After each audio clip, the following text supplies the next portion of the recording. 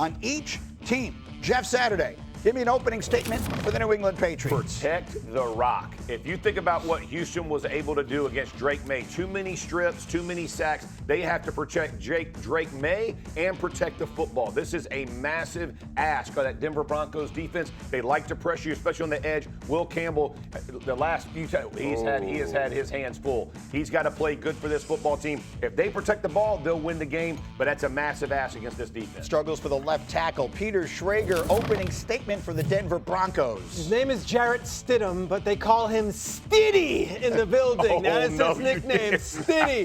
Get rid of Jarrett Stidham on the bottom line. I want to see Stiddy is not your average backup. This is a guy who's been backing up there in Denver. Russell Wilson and then 2 years of Bo Nix for 3 years. It is now his moment. Is he an average Joe or is he Stiddy? Stiddy boy. We're going to find out on Sunday. Kmart to the NFC game. Opening statement, LA Rams. Greeny, forget number one defense versus the number one offense. I'm looking at special teams. I need the Rams to play well on special teams because if they allow Rashid Shaheed to do what he did last weekend, they are in trouble. Hembo sent me the stat. Seattle, best special teams unit.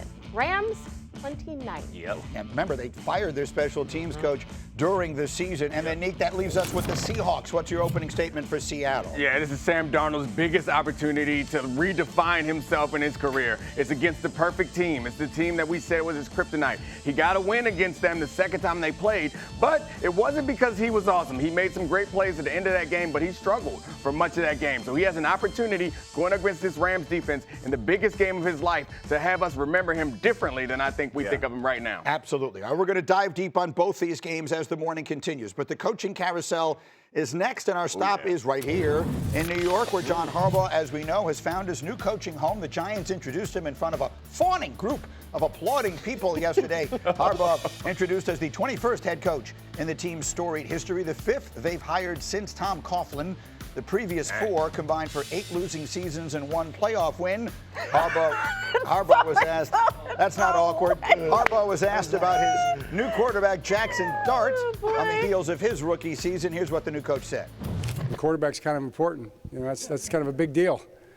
I'm excited about Jaxson Dart. I like his talent, skill set, all the things he's accomplished. But more than that, I like who he is and what he's about. To me, he's about football. I mean, this young guy loves football. He wants to talk football all the time, and that's kind of what I like doing too. So I think we're gonna have a lot of great conversations. I can't wait to get started with him. All right, there's a million different ways to sort of attack this thing. Let's start with this. They use the term winning the press conference. He won the press conference. Media loves that, and he knocked it out the park yesterday. He talked about, I think, we were waiting for this deal to kind of get done for a long time, and it felt like, what's going on? What's the holdup? Now that it is done, inside that building, the Giants feel like, finally, we have a football man. We have a collaborator. We have a guy who has a clear vision for this team. I spoke to one person in the building who said, Harbs, you can tell he has this sort of instant credibility with the young guys, which is clear and very important when you have a young quarterback in Jaxson Dart. So, yeah, now they feel like they've got their guy. The real question is, who's going to be calling the offense, who's going to be calling the defense, because that will set the tone. Schrager, pick it up from there. So Todd Monken who was with him in Baltimore, still a very big lead candidate for that job. However, Monken is still in the mix. He interviewed yesterday to be the head coach of the Cleveland Browns. If Todd Monken, at his age, has an opportunity to be a head coach in the NFL, he's taking that. If he doesn't get that opportunity, I would imagine he would be the offensive coordinator. Other than that, there are other names being mentioned. There are still guys that were on the staff last year on the defensive side that could be mentioned. And, of course, you have all of those Baltimore assistants, whether it be Zach or some others that have been on staff there that could join him here in New York. To Kimberly's point, one of the things that they loved hearing yesterday, New York football giants. You know, things like this is the team that is the first franchise. And he gave a little information, say, hey, there's 5 others that were in Ohio, but they're not here. I'm an Ohio guy, but now I'm a New York guy. Harbaugh played it perfectly with the media. And what was interesting was a lot of the young players were in the back of that room, and he was addressing them. A lot of that applause you were hearing was from the players, not necessarily the media clapping for John Harbaugh, which they were not. Fascinating how good it is right now. But to your point, all right, who's coming with you? Because we need to know who's actually calling the shots. Everything's always great till the games start, and then we'll see what happens. But I'm going to let me try and sell you guys on something, okay? So I've been sitting back. I've been looking at what we've seen these what you wonder, why do teams fire coaches so quickly? Well, I mean, look what the turnaround they've had in Chicago, the turnaround they've had in Jacksonville, the turnaround they've had in New England. Sometimes you're just the right coach away from really good things happening. And New England is the very specific example I want to use. The Patriots had some good young talent, and they had a good young quarterback coming off a rookie year. And I want you to look at the numbers. For what you're seeing there on the left are Drake Maye's rookie season numbers, and on the right are Jaxson Dart's rookie season numbers. They are eerily similar, stunningly similar.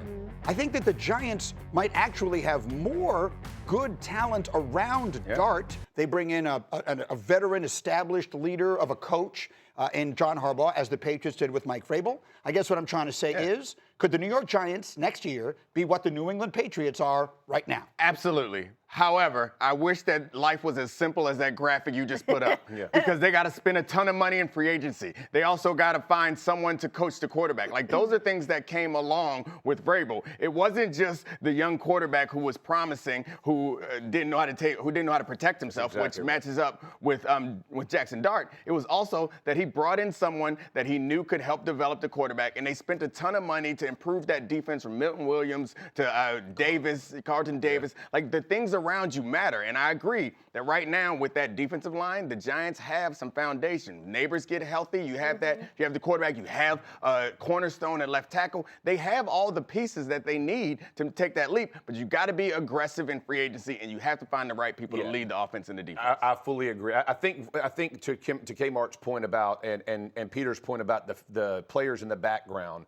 Believing that your coach can take you where you want to go matters. They obviously feel that, right? A young player, you go, man, if I do what he says, he's won a Super Bowl, he's had, if you're Jaxson Dart, he's had a, multi-time MVP as a quarterback, he's had one of the best defense, he's had an insanely good offense, he's done all of it, he's checked every box. So as a player, you're encouraged the same way that Mike Vrabel walked in New England. But to your point, they spent a boat ton of money to make sure that it happened. They're going to have to do that. Do they go get a bunch of players coming out of Baltimore in free agency, right? Guys who know Harbaugh's system and knows what he wants. But the guy who's directed, the Josh McDaniels fit with Drake Maye, it was the most vital pick that Vrabel made. And I love Vrabel. Make no mistake, that dude worked with Tom Brady and understood like similarities and qualities they made. But that's what Todd Monken or whoever takes that job is going to have to figure out. What can we get from Jaxson Dart? I would add that there's a good sign here. So the Giants have not always been the most proactive franchise. Yes. They were so aggressive in this, and they were so proactive, and Chris Mara deserves a lot of credit. He's the one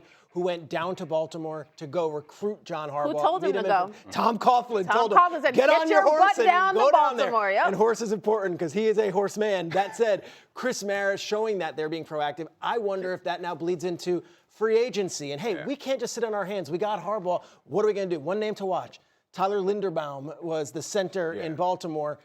Good relationship with Harbaugh. He might be on the free agent market and someone they want to focus on. Can I say one more thing about the reason why a coach like Harbaugh is important and a coach like Vrabel is important? I know we always say that you want to get an offensive-minded head coach to be with the quarterback, but no. You want a head coach to head coach. You'd be much better to have an offensive-minded guy who doesn't have to worry about working the media, doesn't have to worry about the special teams, doesn't have to worry about defense, worries about getting the quarterback right. You have a head coach to lead, a head coach with so much credibility. You don't think that the Giants, even without the Super Bowl, you don't think the Giants look down at Baltimore, all those young players, you don't think that Jaxson Dart is like, oh, you can make me play like a Lamar? Absolutely. You don't think that team is like, oh, you can get us to the divisional round? Right. Like, that feels good. Absolutely. That guy has shown that he's done it, and he's walked in with that credibility. He wants to connect. When I signed with him, he was looking for ways, and we had our first meeting, he was looking for ways to connect. He looked at my phone, and it had a picture of the globe on it, and so he started talking, oh, you must be a worldly guy. When started asking me about issues about the world in general. And I was like, no, it just came on the phone.